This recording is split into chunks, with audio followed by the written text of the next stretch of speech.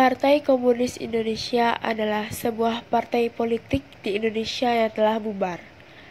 PKI adalah partai komunis non-penguasa terbesar di dunia setelah Uni Soviet dan Tiongkok, yang pada akhirnya dihancurkan pada tahun 1965 dan dinyatakan sebagai partai terlarang pada tahun berikutnya. Dan adapun pelopornya yaitu Henk Sneevliet dan kaum sosialis Hindia Belanda yang membentuk Serikat Tenaga Kerja di pelabuhan pada tahun 1914 dengan nama India Social Democratic Association atau dalam bahasa Belanda Index Social Democratische Vereniging atau ISDV.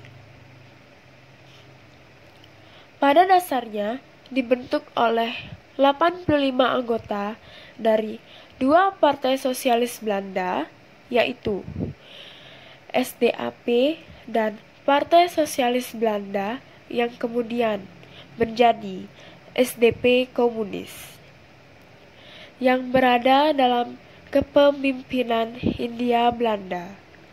Para anggota Belanda dari ISDV memperkenalkan ide-ide Marxis untuk mengedukasi orang-orang Indonesia mencari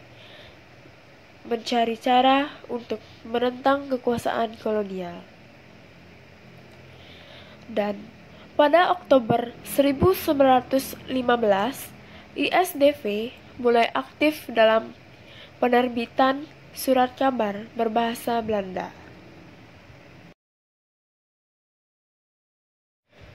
Dan pada Oktober 1915, ISDV mulai aktif dalam penerbitan surat kabar berbahasa Belanda, yaitu Het Fritswoord atau Kata yang Merdeka, dan editornya adalah Adolf Bars. Pada saat pembentukannya, ISDV tidak menuntut kemerdekaan untuk Indonesia. Pada saat itu, ISDV mempunyai sekitar 100 orang anggota, dan dari semuanya itu, hanya saja 3 orang yang merupakan warga pribumi Indonesia. Namun, partai ini dengan cepat berkembang menjadi radikal dan anti-kapitalis. Perubahan terjadi kembali ketika Sneevliet memindahkan markas mereka dari Surabaya ke Semarang dan menarik banyak penduduk asli dan berbagai elemen seperti agamawan, nasionalis, dan aktivitas gerakan lainnya yang akhir-akhir ini sedang tumbuh di Hindia Belanda sejak tahun 1900. Di bawah pimpinan Sneevliet, partai ini merasa tidak puas dengan kepemimpinan SDAP di Belanda, dan yang menjauhkan diri dari ISDV dan menolak untuk bekerja sama dengan pemerintah karena menolak berpura-pura menjadi Dewan Masyarakat. Pada tahun 1917, kelompok reformis dari ISDV memisahkan diri dan membentuk partai sendiri dengan nama Partai Demokrat Sosial Hindia. Pada tahun 1917, ISDV meluncurkan sendiri publikasi pertama berbahasa Indonesia.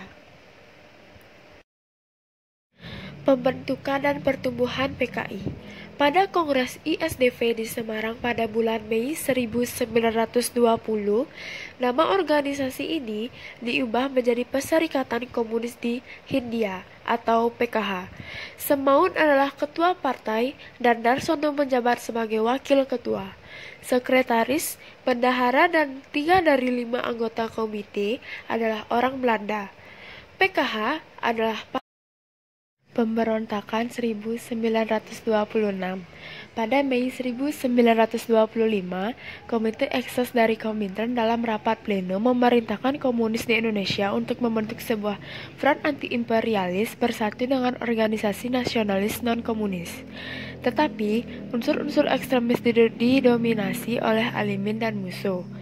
menyerukan revolusi untuk menggulingkan pemerintah kolonial Belanda. Dalam sebuah konferensi di Prambanan, Jawa Tengah, Serikat Buruh Perdagangan yang dikontrol komunis memutuskan revolusi akan dimulai dengan pemogokan oleh para pekerja buruh kereta api yang akan menjadi sinyal pemogokan yang lebih umum dan luas. Untuk kemudian, revolusi akan bisa dimulai. Hal ini akan mengarah pada PKI yang akan menggantikan pemerintah kolonial.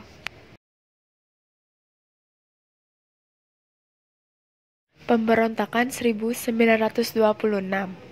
Pada Mei 1925, Komite Ekses dari Komintern dalam rapat pleno memerintahkan komunis di Indonesia untuk membentuk sebuah front anti-imperialis bersatu dengan organisasi nasionalis non-komunis.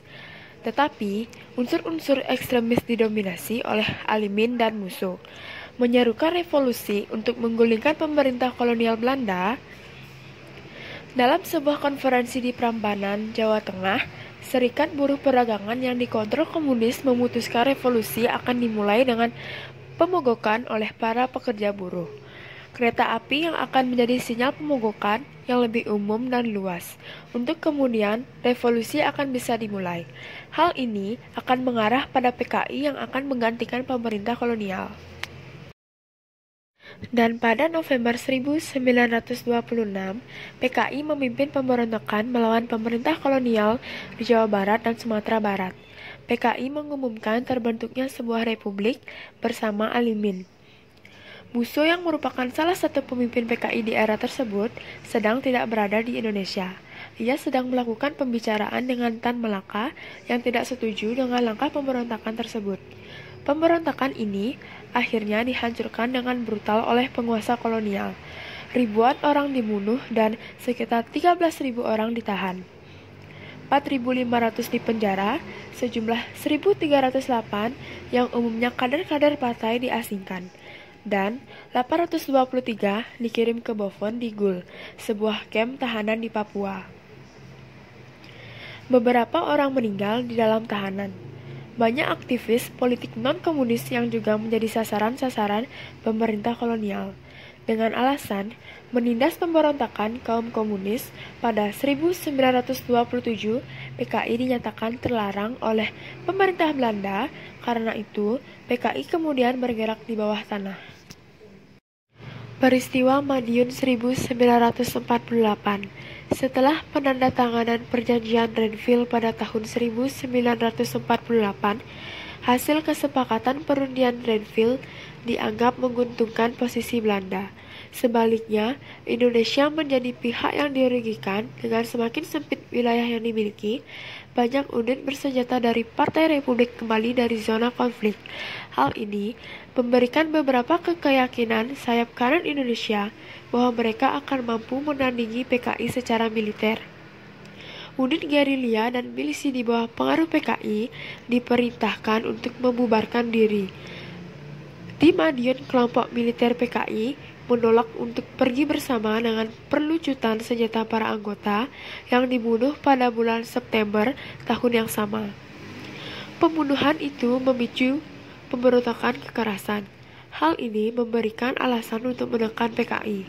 Hal ini diklaim oleh sumber-sumber militer bahwa PKI telah mengumumkan proklamasi Republik Soviet Indonesia, pembunuhan massal dan akhir dari PKI. Soekarno bertindak menyeimbangkan antara PKI, militer, fraksi, nasionalis, dan kelompok-kelompok Islam yang terancam oleh kepopuleran PKI. Pengaruh pertumbuhan PKI menimbulkan keprihatinan bagi pihak Amerika Serikat dan kekuatan barat anti-komunis lainnya. Situasi politik dan ekonomi menjadi lebih tidak stabil. Inflasi tahunan mencapai lebih dari 600% dan kehidupan Indonesia memburuk. Pada malam 30 September dan 1 Oktober 1965, 6 jenderal senior Indonesia dibunuh dan mayat mereka dibuang ke dalam sumur pembunuh. Para jenderal mengumumkan keesokan harinya